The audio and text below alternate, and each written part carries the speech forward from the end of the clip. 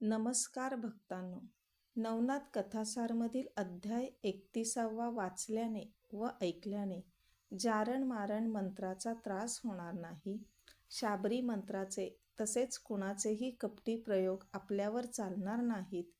तर ऐका. मच्छिंद्रांद्वारे अपंग कृष्णागरचा स्वीकार, कृष्णागरचा जप. भुजावतीने आपल्या विश्वासू दासीला घडलेली घटना सांगताच ती दासी धीर देत तिला म्हणाली, तू अजिबात घाबरू नकोस. मी सांगते तसे तू केलेस तर तुला काहीही होणार नाही. तू आता रुसून बसण्याचे नाटक करून झोपून राहा, रडत राहा. राजा आला तरी अजिबात उठू नकोस. तोच स्वतः तुझी विचारपूस करण्यासाठी तुझ्या जवळ येईल. तुला रडण्याचे कारण विचारेल. तेव्हा तू अधिकच रड आणि रडत रडतच राजाला सांग, तुम्ही येथे नसल्याची संधी तुमच्या मुलाने अचूक हेरली. त्याचा माझ्यावर डोळा होता. पशुवत वागून त्याने माझा हात धरला.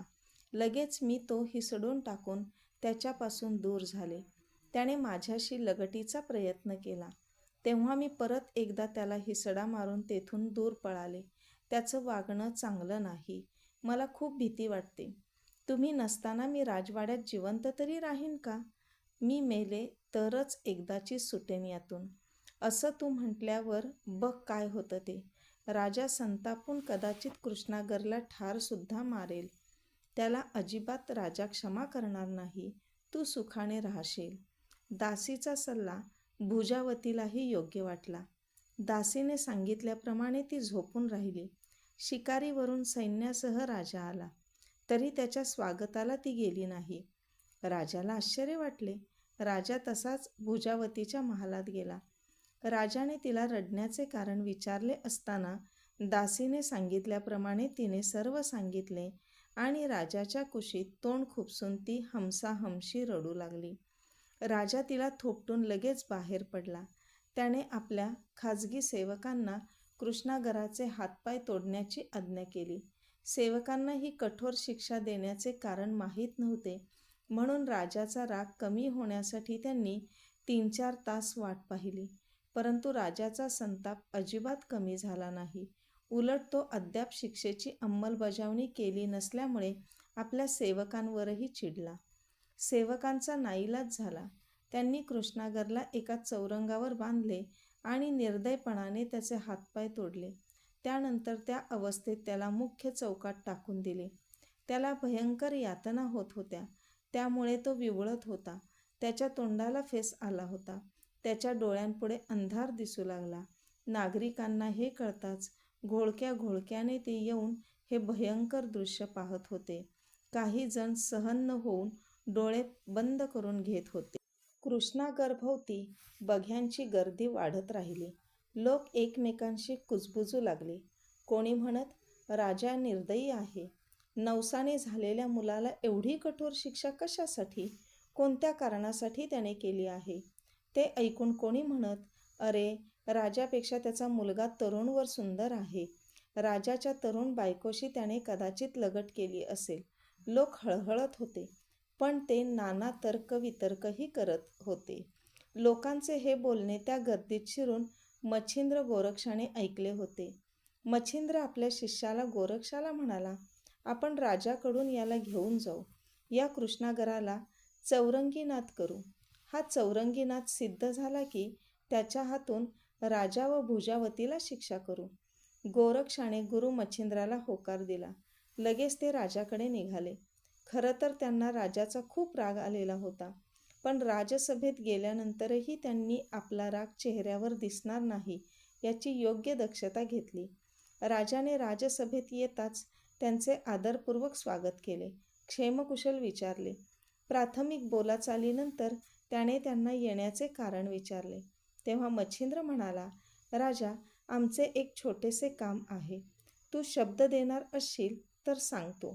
त्यावर राजा उत्तरला, हो, जरूर, का नाही. तेव्हा मच्छिंद्र राजाला म्हणाला, आम्ही कौंडिन्यपुरातील मुख्य चौकात आत्ता तुमच्या पुत्राला, कृष्णागरला हातपाय तोडलेल्या अवस्थेत चौरंगाला बांधून ठेवलेले पाहिले. ते ऐकून चपापून राजाने विचारले, त्याचे काय? तेव्हा मच्छिंद्र त्याला म्हणाला, तो आम्हाला हवा आहे, आम्ही त्याला घेऊन जाऊ इच्छितो. मच्छिंद्राचे बोलणे ऐकून राजाची भीती नाहीशी होऊन तो मोठमोठ्याने हसू लागला. हसत हसतच तो म्हणाला, पण महाराज, त्याचा तुम्हाला काय उपयोग होणार? त्याला हातपाय नसल्यामुळे तुम्हालाच त्याची सेवा करावी लागेल. तुम्ही करणार त्याची सेवा? हे ऐकताच मच्छिंद्रांचा संयम संपला. आवाज वाढवत तो म्हणाला, त्याचं तुला काय करायचं आहे? त्याची काळजी तुला नको. राजा समंजस होता. कृष्णागर येथून गेला तर त्याला आनंदच होणार होता. तेव्हा तो लगेच म्हणाला, ठीक आहे, तुम्हाला घेऊन जायचे असेल तर घेऊन जा त्या विश्वासघातक्याला. माझी काही हरकत नाही.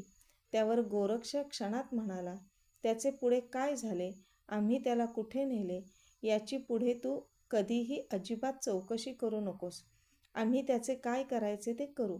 तशी तुझ्या सेवकांना आज्ञा दे. आम्ही लगेच निघतो.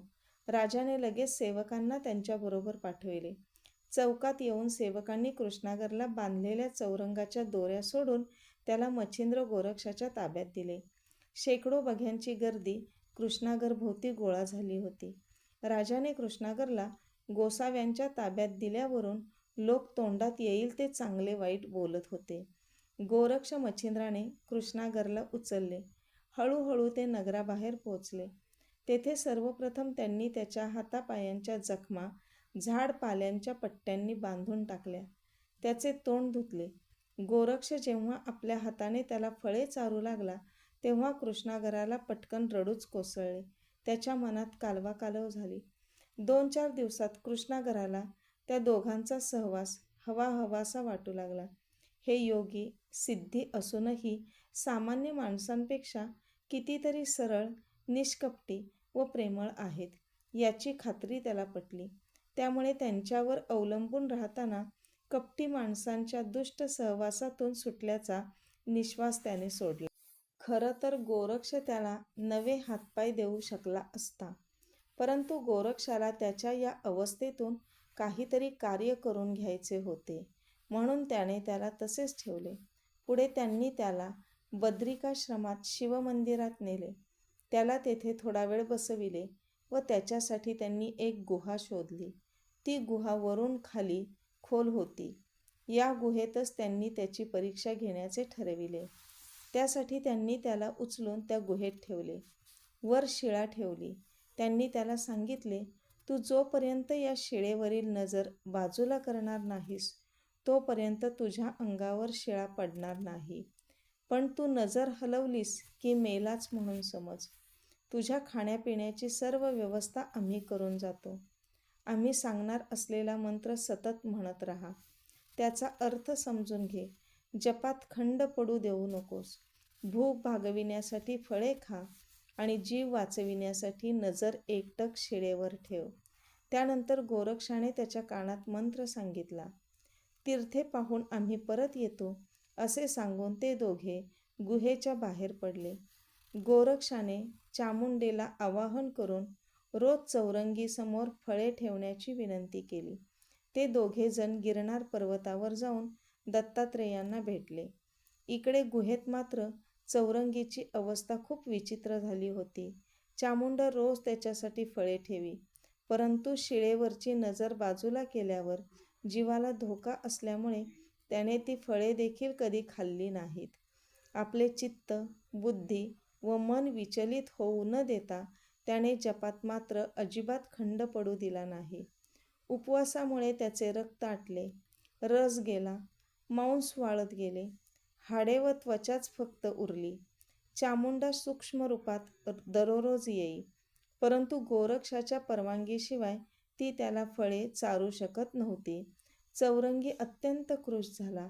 त्याच्या अंगाभोवती वारूळ तयार झाले. तरी देखील त्याचा जप सतत चालू होता.